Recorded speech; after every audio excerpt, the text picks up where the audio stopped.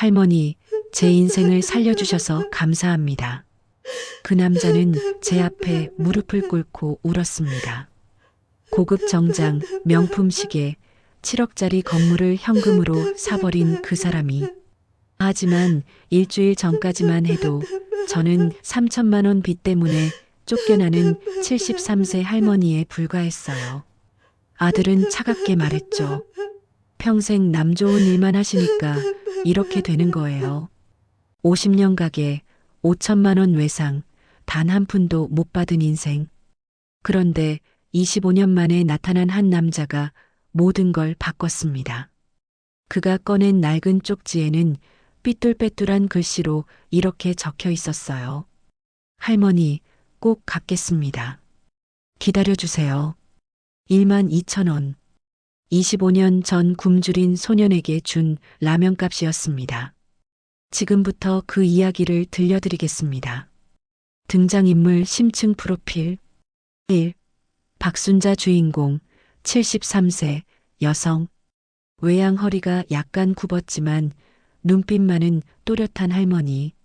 세월의 흔적이 가득한 손, 항상 깨끗하게 빗어 넘긴 흰 머리. 성격 말수 적고 묵묵함. 남에게 베푸는 것을 당연하게 여김. 자존심 강함. 과거사 6.25 전쟁 때 부모를 잃고 혼자 살아남음. 20대에 남편과 사별 후 홀로 아들 하나 키우며 구멍가게 운영. 욕망 평범하게 떳떳하게 살다 가는 것. 아무에게도 짐이 되지 않는 것. 약점 자식아들에게 인정받지 못한다는 상처. 평생 가난했다는 열등감을 숨김. 2. 박민수 아들 48세 남성. 외양 중년의 평범한 회사원. 피곤한 얼굴, 구겨진 와이셔츠. 성격 현실적이고 냉소적.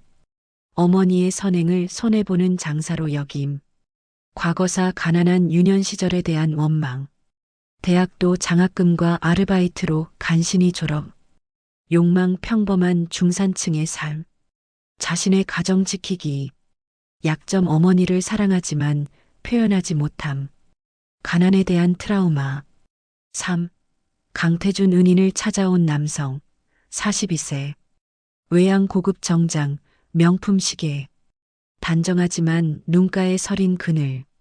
성격 겉으로는 냉철한 사업가, 내면은 은혜를 절대 잊지 않는 사람. 과거사 25년 전 가출 청소년. 굶주리고 절망했던 시절, 박순자의 가게에서 외상으로 끼니를 때움. 욕망 자신을 살린 은인에게 보답하기. 평생의 빚 갚기. 약점 성공했지만 외로움. 과거의 수치심. 4. 이사장 채권자 60대 남성. 외양 뚱뚱한 체구, 금리, 큰 목소리. 성격 탐욕스럽고 무례함. 약자에게 강함. 과거사 동네에서 고리대 금업으로 재산 모음. 욕망 박순자의 가게 건물을 헐값에 차지하기. 약점 결정적 순간에 비겁해지는 소심함. 본 이야기는 3편까지가 완결입니다. 2024년 11월 15일 금요일.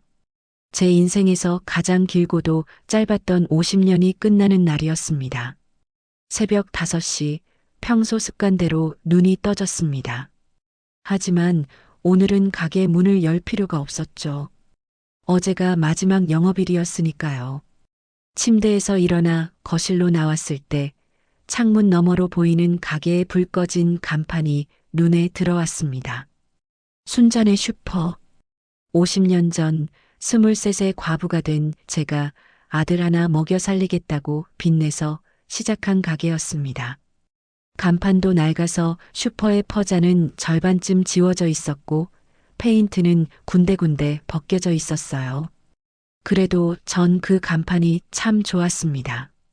가게로 들어가니 텅 빈 진열대만 남아 있었습니다. 어제까지만 해도 라면, 과자, 음료수가 가득했던 자리였는데 말이죠. 구석에 쌓인 빈 박스들을 보니 가슴 한편이 먹먹했습니다.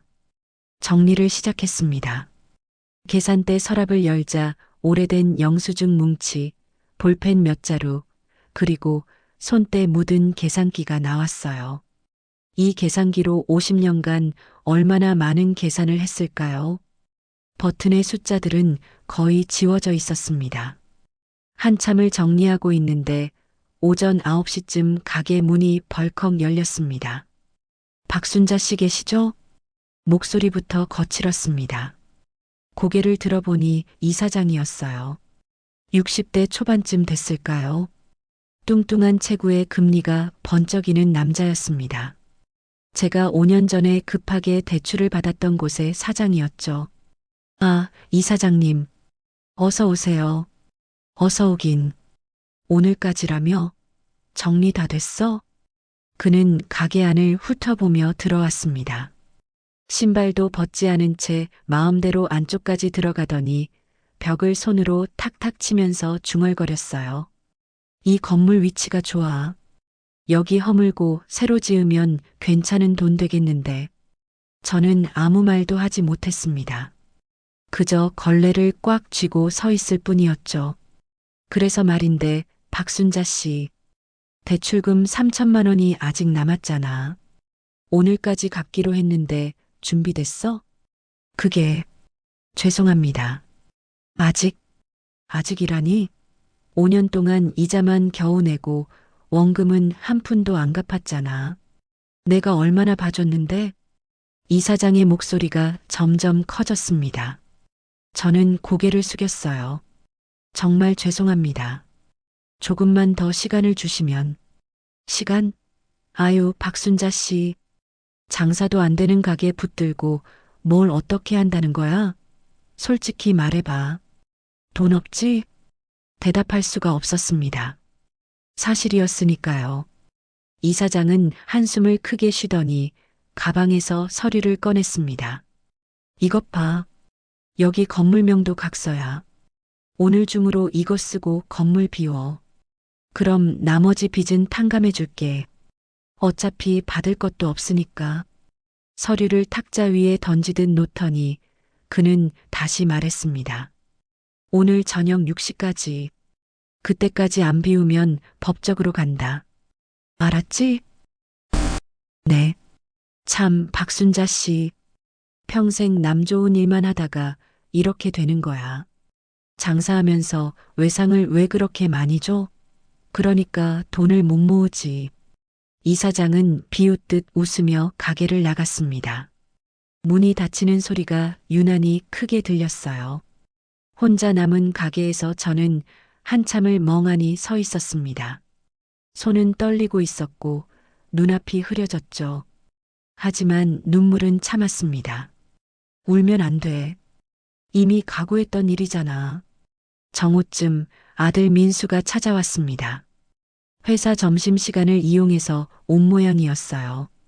구겨진 와이셔츠 차림에 피곤한 얼굴이었습니다. 엄마, 정리 다 됐어요? 아, 민수야. 왔니?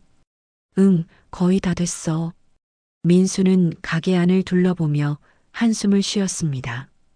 이 사장한테 연락 왔어요? 응. 아까 왔다 갔어. 오늘 저녁까지 건물 비우래. 그래요. 어차피 예상했던 일이니까. 민수의 목소리는 차갑게 가라앉아 있었습니다. 저는 아들의 얼굴을 보며 조심스럽게 말을 꺼냈어요. 민수야, 미안하다. 엄마가 무능해서. 됐어요. 이제 와서 그런 말 해봤자 뭐해요. 그래도 엄마, 솔직히 말할게요. 평생 남 좋은 일만 하시니까 이렇게 되는 거예요. 민수가 말을 이었습니다. 외상을 얼마나 많이 줬어요? 동네 사람들 돈 떼인 게 얼마예요? 몇 천만 원 넘을걸요? 그 돈만 있었어도 지금 이 꼴은 안 됐을 텐데. 그 사람들도 다 어려워서. 어려우면 안 빌려야죠. 엄마는 왜 그렇게 호구처럼 사세요? 아들의 목소리가 높아졌습니다. 저는 아무 말도 하지 못했어요. 저도 힘들어요. 회사 다니면서 애들 키우고 집 대출 갚고. 그런데 엄마까지 이러시면 저보고 어쩌라는 거예요? 미안해. 엄마가 잘못했어. 이제 와서 미안하다고 되는 게 아니잖아요. 민수가 소리를 질렀습니다. 그리고는 곧 후회하는 듯 한숨을 쉬며 말을 이었어요. 죄송해요. 제가 너무 했네요. 그냥 답답해서요. 괜찮아. 엄마가 이해해. 집은 구했어요? 제가 구해드린 원룸 말이에요. 응, 다음 주에 들어가면 돼. 그럼 됐네요. 전 들어가 봐야 해요. 회의 있어서. 민수는 그렇게 말하고 가게를 나갔습니다. 뒤돌아보지도 않았어요. 문이 닫히고 나서 저는 그제야 의자에 주저앉았습니다. 다리에 힘이 풀렸거든요. 내가 뭘 잘못한 걸까? 해가 지기 시작했습니다. 가게의 마지막 시간이 다가오고 있었어요. 짐을 거의 다 정리하고 마지막으로 계산대 및 서랍을 열었습니다. 그곳엔 오래된 공책 한 권이 있었어요. 표지가 누렇게 바랜 공책이었죠. 펼쳐보니 빼곡한 글씨가 가득했습니다. 외상장부. 제가 50년간 기록해온 장부였습니다. 동네 사람들이 외상으로 가져간 물건들의 목록이었죠. 페이지를 넘기자 수많은 이름이 나왔습니다. 김영의 마이너스 라면 5개, 우유 2개 5,000원. 이철수 마이너스 담배 한 갑, 소주 2병 8,000원. 박민지 마이너스 분유 한 통, 기저귀 1팩 35,000원. 대부분의 항목 옆에는 빨간 펜으로 탕감이라고 적혀 있었습니다. 한 장 한 장 넘기며 보니 기억이 하나씩 떠올랐어요.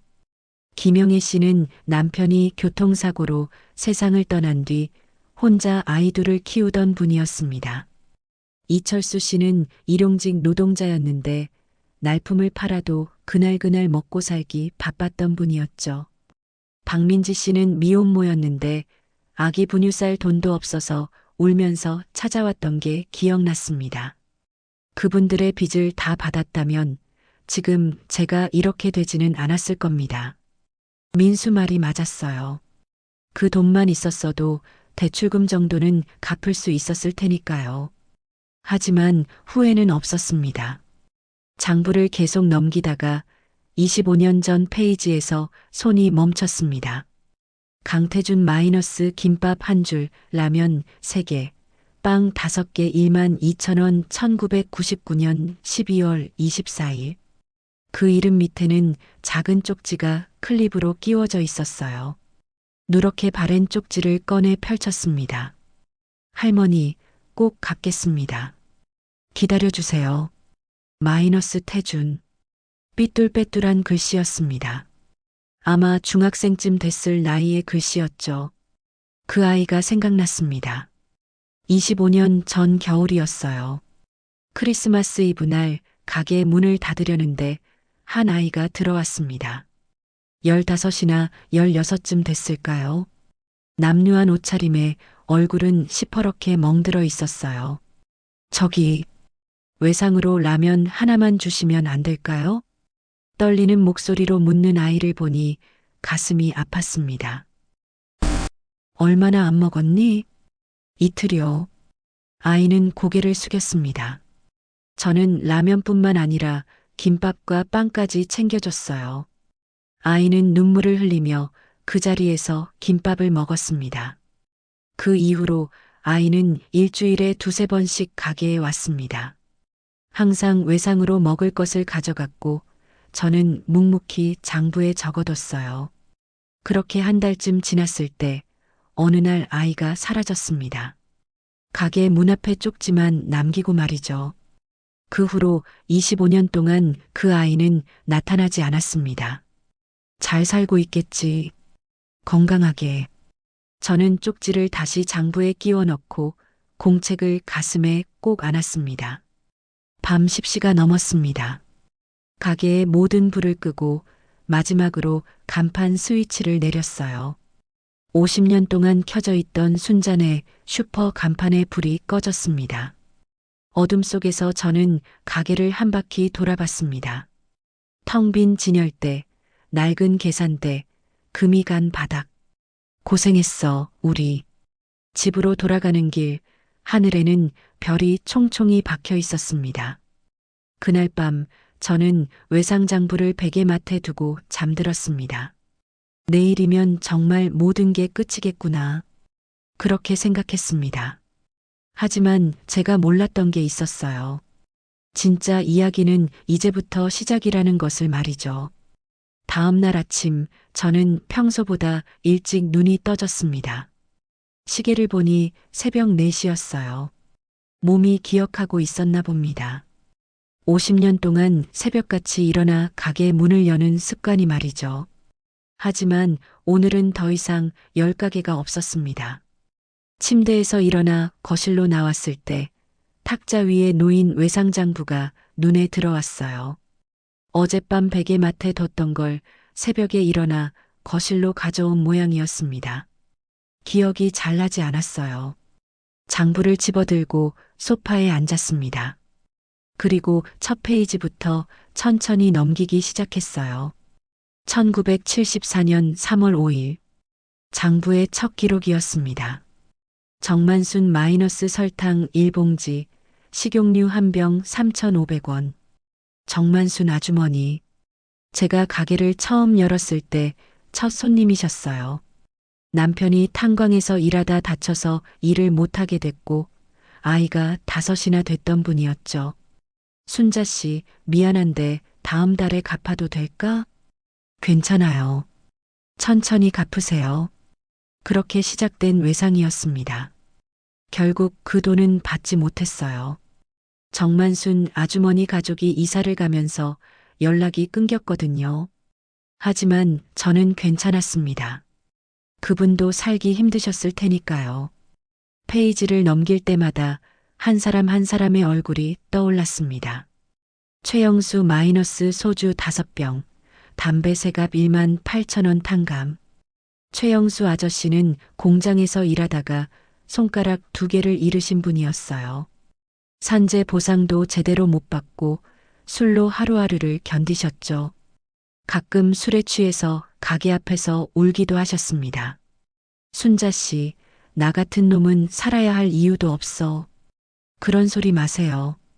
아드님이 있잖아요. 그 애가 아버지 필요해요. 그렇게 위로하며 소주를 건네주곤 했습니다. 그분도 어느 날 갑자기 사라지셨어요. 박민지 마이너스 분유 3통, 기저귀 10팩 28만 5천원 탕감. 박민지 씨, 23세 미혼모였습니다. 남자친구는 임신 소식을 듣자마자 도망갔고 부모님께도 쫓겨나 혼자 출산하고 아기를 키우던 분이었어요.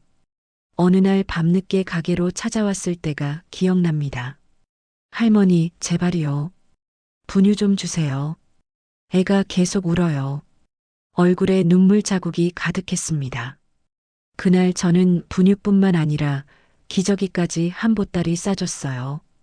걱정 마. 애 키우는 게 원래 힘든 거야. 천천히 갚아. 정말 감사합니다.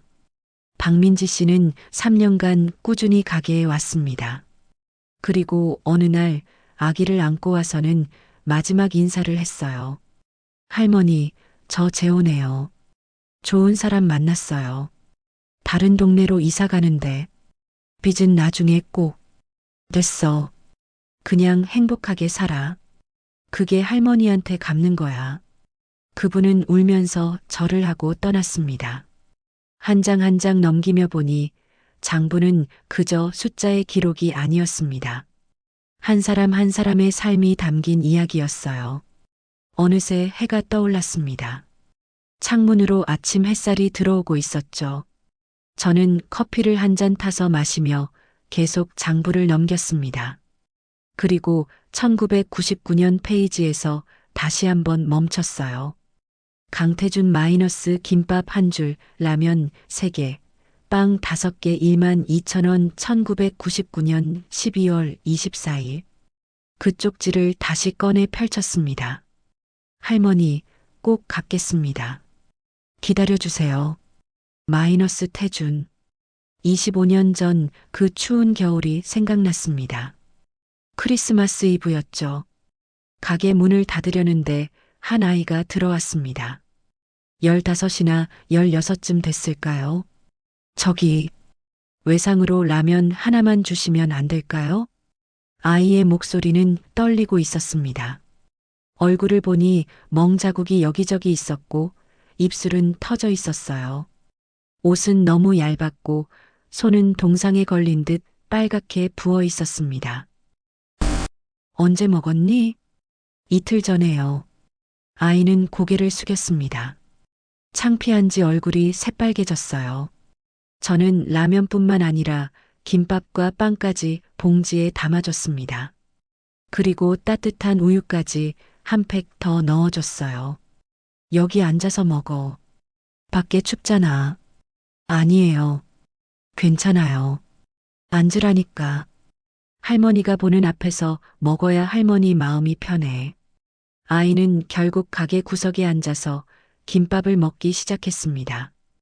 얼마나 배가 고팠는지 거의 삼키듯이 먹더라고요.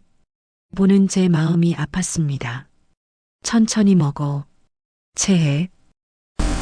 죄송해요. 사과할 거 없어. 그런데 넌 집이 어디니? 아이는 대답하지 않았습니다.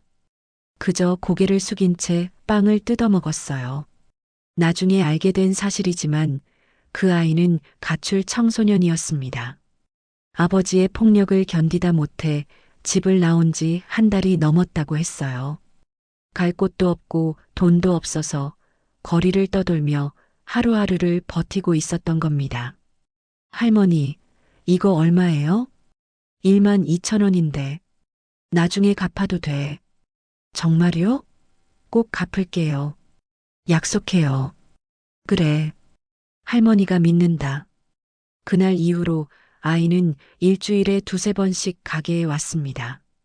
항상 외상으로 먹을 것을 가져갔고 저는 그때마다 장부에 적어뒀어요. 한 번은 이런 일도 있었습니다. 한겨울이었는데 아이가 오지 않는 날이 사흘이나 계속됐어요. 걱정이 돼서 가게 앞을 서성이고 있는데 멀리서 비틀거리며 걸어오는 아이가 보였습니다. 태준아. 달려가 보니 아이는 열이 펄펄 끓고 있었어요. 감기에 걸린 모양이었습니다. 할머니, 죄송해요. 라면 하나만. 라면은 무슨. 지금 당장 병원 가야지. 돈이 없어요. 할머니가 낸다. 어서 가자. 그날 저는 아이를 데리고 병원에 갔습니다. 진찰비와 약값을 내주고 집으로 데려와서 며칠간 재워줬어요. 아들 민수방이 비어 있었거든요. 아이는 그 며칠 동안 처음으로 편히 잠을 잤습니다. 그리고 몸이 나아지자 눈물을 흘리며 말했어요. 할머니, 저 살고 싶어요. 죽고 싶었는데 이제는 살고 싶어요. 그래, 살아야지. 넌 아직 어린데 인생이 얼마나 남았니? 좋은 일 많이 있을 거야. 정말요? 그럼. 할머니가 보증한다. 아이는 고개를 끄덕이며 웃었습니다. 그 웃음이 참 예뻤어요. 하지만 그로부터 일주일 후 아이는 사라졌습니다. 어느 날 아침 가게 문 앞에 쪽지만 남겨두고 말이죠. 할머니, 꼭 갚겠습니다. 기다려주세요. 저 꼭 사람 되겠습니다. 마이너스 태준. 저는 그 쪽지를 보며 한참을 울었습니다. 걱정이 됐지만 한편으로는 안심도 됐어요. 아이가 살고 싶다는 의지를 가졌으니까요. 그 후로 25년 동안 아이는 나타나지 않았습니다. 장부를 덮으며 저는 혼잣말로 중얼거렸습니다. 잘 살고 있겠지. 어디선가 건강하게. 시계를 보니 오전 10시였습니다. 오늘은 건물을 완전히 비워야 하는 날이었어요. 이사장이 오후 6시까지 나가라고 했었죠. 무거운 몸을 일으켜 가게로 향했습니다. 마지막 짐들을 챙겨야 했으니까요. 가게 문을 열고 들어가니 텅 빈 공간만 남아 있었습니다. 어제까지도 내 삶이 가득했던 곳인데 지금은 그저 빈 껍데기처럼 느껴졌어요. 계산대 위에 놓인 건물명도 각서가 눈에 들어왔습니다. 이사장이 어제 놓고 간 서류였죠. 펜을 들었습니다. 서명만 하면 50년의 세월이 끝나는 거였어요. 그런데 손이 떨려서 글씨를 쓸 수가 없었습니다. 이게 맞는 걸까? 문득 이런 생각이 들었습니다. 내가 평생 살아온 방식이 잘못된 걸까? 남을 도와주고 어려운 사람에게 손을 내밀고 돈보다 사람을 먼저 생각했던 내 인생이 실패한 걸까? 민수의 말이 떠올랐습니다. 평생 남 좋은 일만 하시니까 이렇게 되는 거예요. 맞는 말이었습니다. 외상을 주지 않았다면, 탕감하지 않았다면 지금 이렇게 빚더미에 앉아 쫓겨나지는 않았을 거예요. 하지만 그랬다면 정만순 아주머니는 어떻게 됐을까요? 최영수 아저씨는? 박민지 씨와 그 아기는? 그리고 강태준, 그 아이는? 펜을 내려놓았습니다. 아니야. 후회하지 않아. 다시 펜을 들고 서류에 서명을 했습니다. 떨리는 손으로 하지만 또박또박 제 이름을 적었어요. 박순자, 끝났구나. 서류를 탁자 위에 놓고 저는 가게를 한 바퀴 천천히 돌았습니다. 벽에 난 작은 흠집 하나하나, 바닥에 금간 타일 하나하나가 다 기억났어요. 여기서 민수가 처음 걸음마를 했었지. 저 구석에서 크리스마스 트리를 세웠었고, 저 계산대에서 얼마나 많은 손님을 맞았을까. 한 바퀴를 다 돌고 나서 저는 가게 한가운데 서서 조용히 말했습니다. 고마웠어. 50년 동안 내 곁에 있어줘서. 그때 가게 전화벨이 울렸습니다. 오래된 유선 전화였어요. 끊으려고 했는데 벌써 내일 모레 철거될 텐데 혹시나 싶어서 받았습니다. 여보세요? 박순자 사장님이십니까? 낯선 남자 목소리였습니다. 점잖고 또렷한 목소리였어요. 네, 그런데 누구시죠? 저는 25년 전에 사장님께 큰 신세를 진 사람입니다. 심장이 쿵 하고 내려앉았습니다.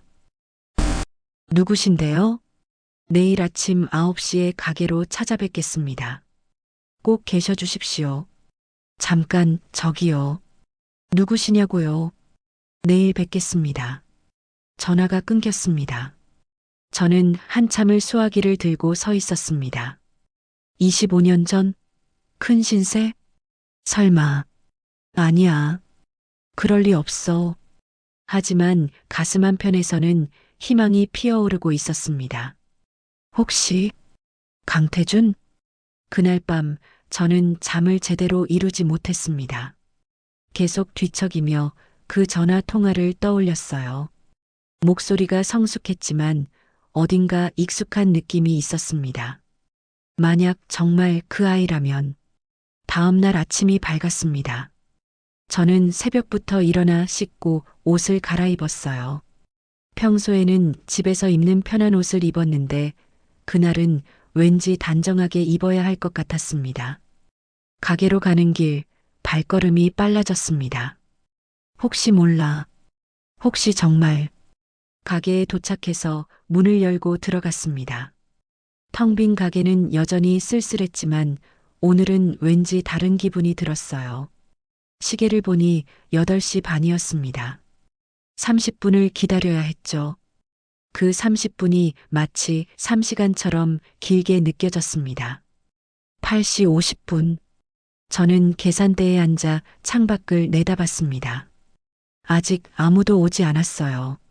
8시 55분. 손을 꽉 쥐었습니다. 떨리는 걸 멈출 수가 없었어요. 8시 58분.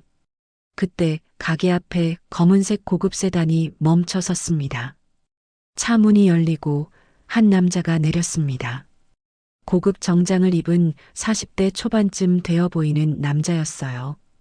키가 크고 당당한 걸음걸이였습니다.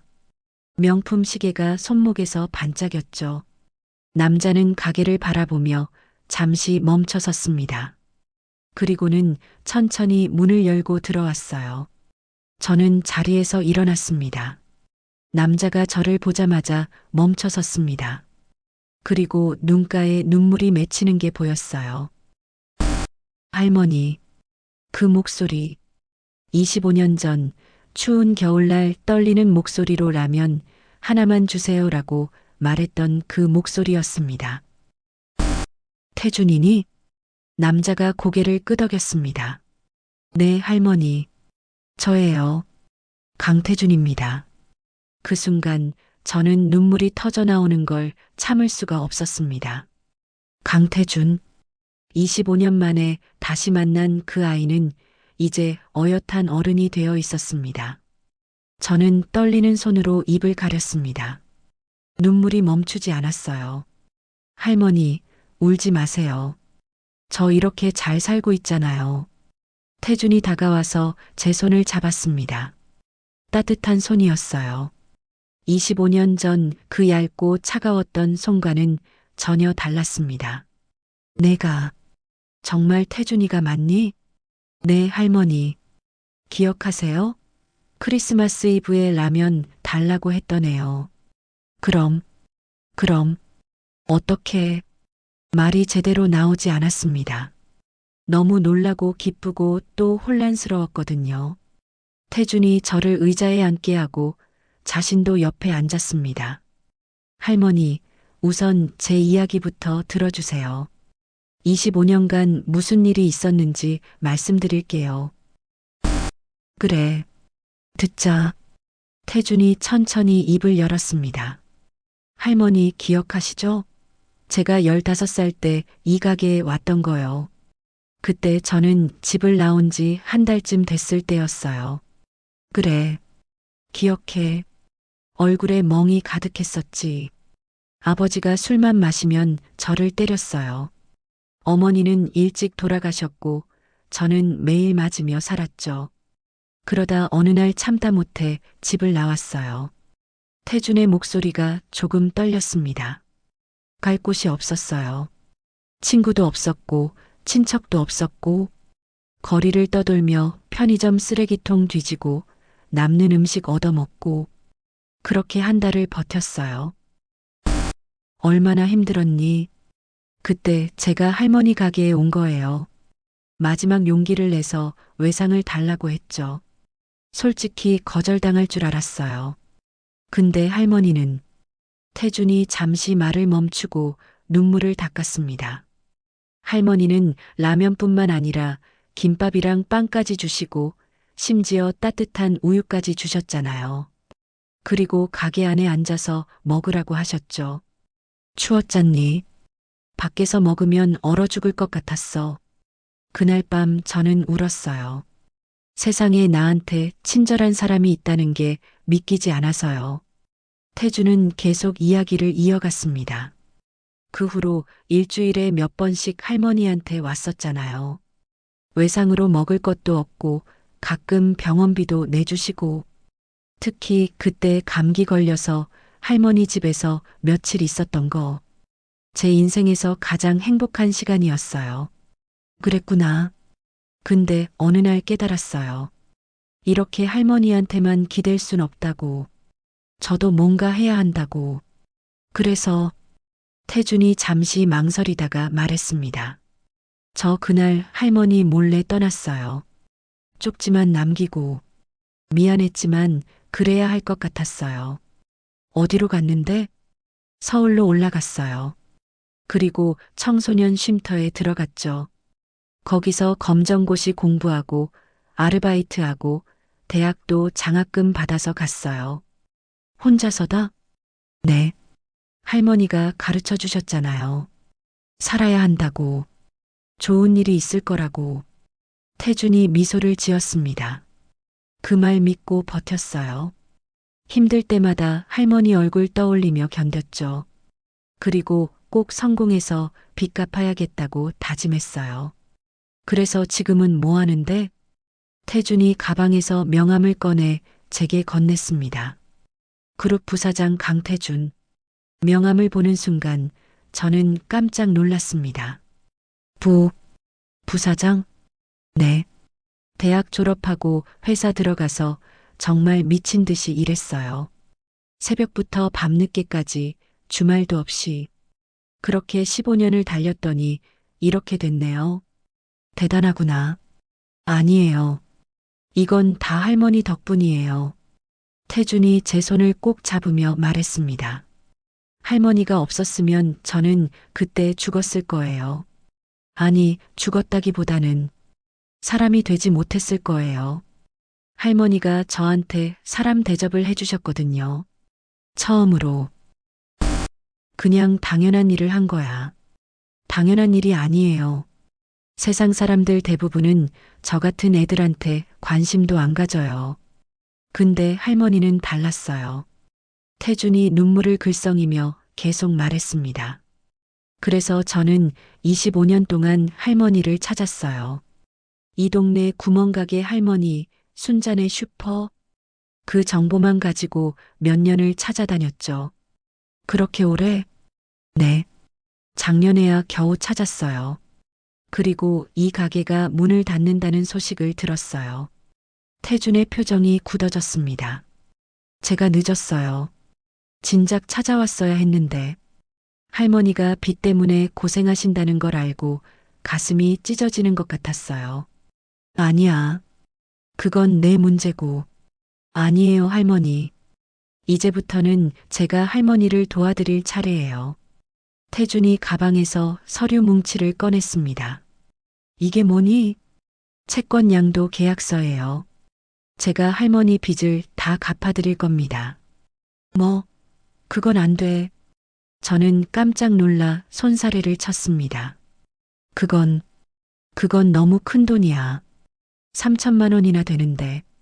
할머니한테는 큰 돈일지 몰라도 저한테는 아니에요. 태준이 조용히 말했습니다. 그리고 할머니, 저는 25년 전에 1만 2천 원을 빌렸어요. 그 돈에 이자를 붙이면 얼마가 될까요? 이자는 무슨, 그냥 라면값인데. 아니에요. 그건 제 목숨값이었어요. 태준의 목소리가 떨렸습니다. 할머니가 그때 저를 외면했다면 저는 정말 죽었을 거예요. 그러니까 제 목숨값을 이제 갚는 거예요. 3천만 원으로도 부족하지만요. 태준아. 그리고 이것도요. 태준이 또 다른 서류를 꺼냈습니다. 이 건물 소유권 이전 서류예요. 이사장한테서 건물을 사서 다시 할머니 명의로 돌려드릴 겁니다. 그건 더 안 돼. 이 건물이 얼마인데. 할머니, 제발 받아주세요. 태준이 두 손으로 제 손을 감싸 쥐었습니다. 저한테 보답할 기회를 주세요. 25년간 기다려온 거예요. 이게 제 소원이에요. 저는 할 말을 잃었습니다. 눈물만 흘렀어요. 바로 그때 가게 문이 벌컥 열렸습니다. 박순자 씨, 뭐 하는 거야? 서류 작성했으면 빨리. 이사장이었습니다. 그는 말을 멈추고 태준을 보았어요. 누구야, 이 사람? 태준이 천천히 일어섰습니다. 그리고 이사장을 똑바로 바라봤죠. 저는 이분의 은인입니다. 그리고 당신이 누구시죠? 은인? 무슨 소리야? 나는 이 건물 채권자야. 박순자 씨가 나한테 3천만 원 빚졌거든. 아, 그러시군요. 태준이 차가운 미소를 지었습니다. 그럼 제가 그 빚을 갚아드리겠습니다. 뭐, 내가? 이사장이 코웃음을 쳤습니다. 젊은 양반이 나서봤자 소용없어. 3천만 원이 어디 작은 돈이야? 제가 지금 당장 갚으면 되는 거 아닙니까? 말은 쉽지. 어디 그럼 갚아봐. 이사장이 비웃으며 팔짱을 꼈습니다. 태준은 침착하게 핸드폰을 꺼내 전화를 걸었습니다. 여보세요, 김 이사님? 네, 저예요. 지금 바로 3천만 원 송금 부탁드립니다. 계좌번호 알려드릴게요. 태준이 이사장을 보았습니다. 계좌번호 알려주시죠. 이사장은 어리둥절한 표정으로 계좌번호를 불렀습니다. 태준은 그대로 전화로 전달했어요. 네, 지금 바로요. 급해요. 전화를 끊고 1분도 채 안 돼서 이사장 핸드폰에서 알림음이 울렸습니다. 이사장이 핸드폰을 보더니 얼굴색이 변했어요. 이게 입금 확인하셨죠? 3천만 원 정확히 들어갔을 겁니다. 태준의 목소리는 차가웠습니다. 이제 채권은 소멸됐습니다. 그리고 태준이 한 걸음 더 다가갔습니다. 이 건물 말이죠. 제가 사겠습니다. 뭐라고? 시세가 얼마죠? 5억? 6억? 6억 정도 되는데. 좋아요. 7억에 사겠습니다. 지금 당장 계약하시죠. 이사장이 당황하며 뒷걸음질 쳤습니다. 잠깐만. 당신 대체 누구야? 태준이 명함을 꺼내 이사장 앞에 내밀었습니다. 이사장이 명함을 보더니 눈이 휘둥그레졌어요. 그룹 부사장. 네. 그러니까 이제부터 저랑 거래하시는 게 좋을 겁니다. 태준의 눈빛이 매서웠습니다. 아니면 제가 당신이 그동안 이 동네에서 어떤 식으로 장사했는지 다 조사해 볼 수도 있죠. 고리대금업, 불법 채권 추심, 관심 있으신가요? 이사장의 얼굴이 새하얗게 질렸습니다. 아니. 그럼 계약서 쓰시죠. 지금 당장. 30분 후 모든 서류 작성이 끝났습니다. 채권은 소멸됐고 건물 소유권은 태준에게 넘어갔어요. 이사장은 떨리는 손으로 서류에 도장을 찍고는 허겁지겁 나갔습니다. 이후 내용은 2편에서 계속됩니다.